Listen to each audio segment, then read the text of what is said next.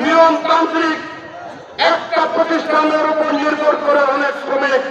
আমি হুঁশিয়ার করে দিতে চাই, প্রশাসনকে আহ্বান জানাতে চাই, যারা বিভিন্ন হোটেলে মালিকদেরকে আঘাত করা হয়েছে, শ্রমিকদেরকে আঘাত করা হয়েছে, অবিলম্বে ওদেরকে গ্রেফতার করার আহ্বান জানাচ্ছি।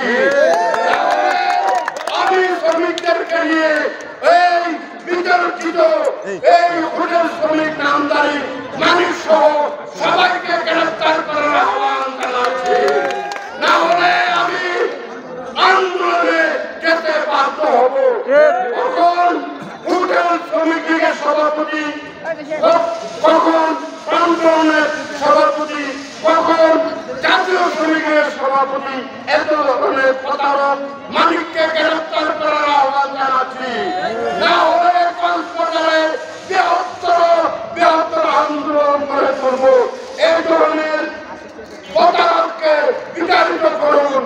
আইনের যারা আজকে মে দিবসের নাম ধরে বিভিন্ন রেস্টুরেন্টে হামলা করেছে তাদেরকে গ্রেফতার করুন।